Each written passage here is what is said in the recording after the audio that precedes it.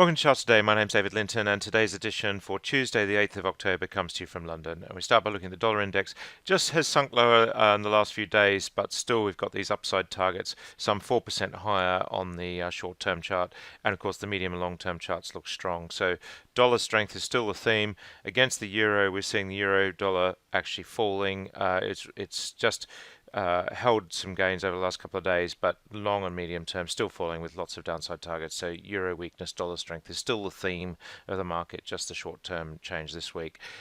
Dollar against the yen is actually improving. We've just crossed through the cloud on the short term chart, which indicates that we probably see the dollar gaining some strength this week.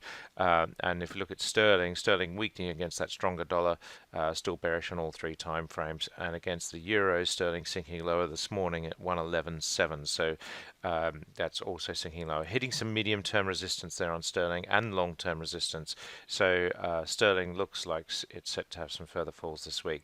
And against the Swiss franc, we're seeing that as well, bearish on all three time frames. Bitcoin sitting at $8,200 has improved to short-term bullish. No clear upside targets at the moment. The downside target's still hanging over us. We've got here 715.50. That's the target that we've been pushing towards for a while. And we've got a new downside target here of around 7,000. So it looks around 7,000 is where Bitcoin will go next. Looking at the US stock market now, down about 0.5% last night, just struggling to get into short-term bullish territory. The NatGas also hitting some short-term resistance, and the Russell 2000, the Dow also just struggling to get bullish short-term, and the Russell 2000 still struggling to look bullish, nowhere near the high that we saw last year. So US mid-caps, small caps, really just not managing to nudge those resistance levels that we're seeing on the other charts. The futures this morning, we're seeing the S&P E-mini up 0.25% and the Nasdaq up 0.37%. Trade deal with Japan between the US actually helping sentiment in the markets overall. Looking at the FTSE 100 this morning, it's up about 0.2%. But still bearish on all three time frames, and mid caps also just struggling to get into bullish territory as well. The DAX down slightly this morning, again it's bearish on all three time frames, and the CAC Quarante also just struggling to get into short-term bullish territory.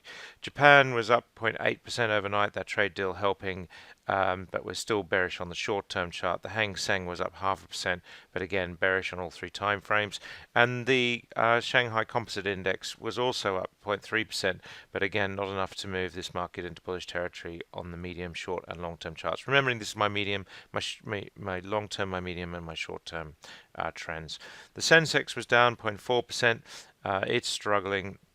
Hasn't had a very good few months really, and just struggling to stay bullish. So we're seeing a sell-off there, and the Aussie market was up 0.45%, but not enough to take it bullish. Brent crude, we saw the sell-off last week. We're back. The Saudi attacks that gave us that spike are now a thing of the past. We are back to the high $50 mark, and WTI also just struggling there at $53. So we are just seeing a little bit of a short-term move to the upside, but on the whole, crude oil looking pretty bearish. US NatGas has come back quite a bit in recent weeks, back to the $2.29 area. So just struggling. We had a medium-term recovery, but it looks like that's been unwound. Maybe we'll find some support here, but NatGas still in the doldrums. Gold back below the $1,500 mark, so we're just in short-term bearish territory there. Strong dollar, weak gold, that tends to be the relationship. And we look at silver, much the same picture here. We of course just turned short-term bearish. US 10-year yield sitting at 1.47%, hitting some short-term resistance there on the chart. Just struggling for the yields at around this 150 mark. And if we look at German bond prices, we see that the German bond has actually come back as well. So we're just stabilizing now that those yields are stabilizing. Maybe we're finding some short-term support. This data coming to you from Thomson Reuters Icon, or if you're a private user, Metastock Zenith, the same system, really powerful, broad depth of data. But for the stocks, I'm using Yahoo Finance. Just in line with what a lot of our private users use. So here we see the world indices coming in from Yahoo Finance, The Dow last night, the best performer in the Dow was United Health Care Group. They were up 0.6%. Not enough to take this stock bullish, and in fact the long-term picture is one that we are turning into a bearish trend there. On the downside, 3M were the worst performer, down 1.5%. And we did see most stocks were actually falling, but 3M has underperformed the Dow Jones Index itself by 30% this year, so not a great looking stock there. Looking at the NASDAQ, the best performer last night was Tesla. They're up 2.7%. Not enough really to see a transition here into bullish. We've still underperformed the Dow Index by 33% this year, so quite a lot of work to do there. Looking at the downside, we had Ultra Booty, Dollar Tree, and Electronic Arts were down there on the leaders. Dow down 2%. Again, just struggling to recover there. They have been flat in terms of performance this year. The Aussie market overnight we saw was up slightly. We had Main Pharma, they were up 8%. Sigma Healthcare, they were up 5%. These stocks starting to make some quite good transitions. And Pilbara Minerals, they were up 3.4%. Not enough to rescue this stock, underperforming the market by 60% this year. Taking a look at the downside, the worst performer was Speedcast. They were down 3%. That's still a pretty bearish looking chart. In India, we had the Yes Bank chart was up 8%.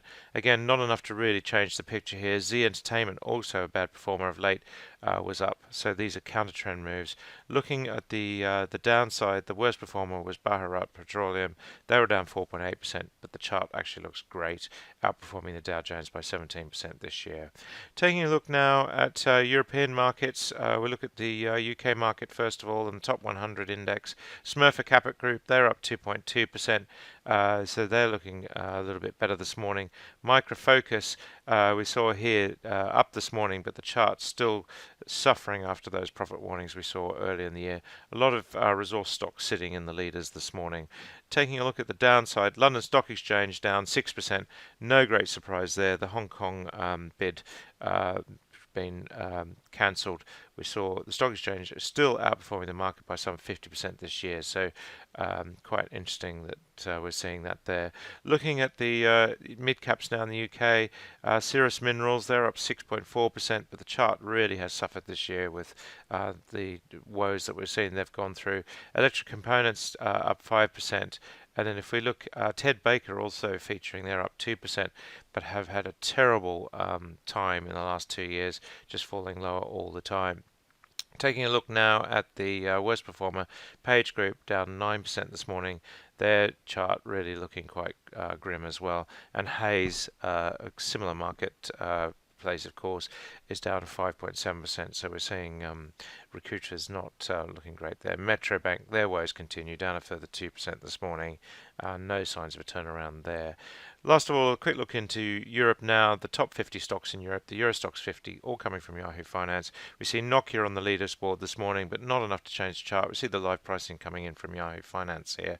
And if we move to the downside, we've got BMW, they're down 1%. Medium term looking okay, but the long term chart's still bearish and underperforming the market quite significantly. That's it for today. Until tomorrow, happy charting.